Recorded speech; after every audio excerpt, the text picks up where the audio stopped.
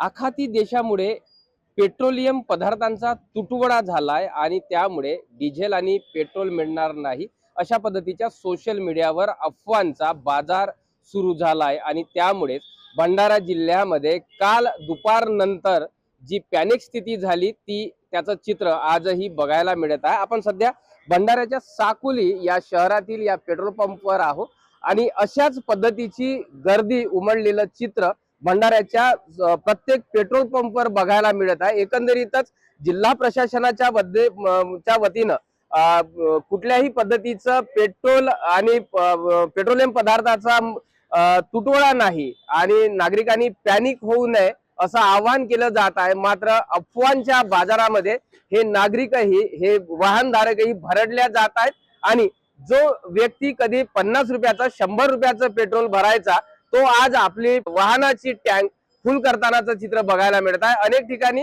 Cans भरून नेत असल्याचं ही चित्र बघायला मिळत आहे। याचमुळे अनेक पेट्रोल पंपाचा स्टॉक जो आहे तो संपल्याचं चित्र अनेक ठिकाणी आहे। काल रात्री सुद्धा हीच परिस्थिती होती, आज दुपारी सुद्धा हीच परिस्थिती बघायला मिळत आहे। हा एकच पेट्रोल पंप नाही, मात्र जिल्ह्यातील प्रत्येक पेट्रोल पंपवर ही स्थिती आहे। यांना जिल्हा प्रशासन म्हणतो की पॅनिक होऊ नका, साठा मुबलक आहे, तरीही नागरिक पेट्रोल आणि डिझेल घेण्यासाठी पेट्रोल पंपवर अशा पद्धतीची गर्दी करीत असल्याचं चित्र भंडाऱ्यात सर्वत्र बघायला मिळत आहे।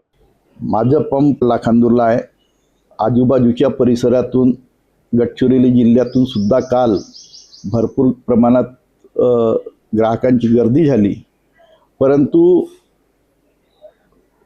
राज्य सरकार आणि केंद्र सरकारच्या माध्यमातून भरपूर साठा उपलब्ध आहे।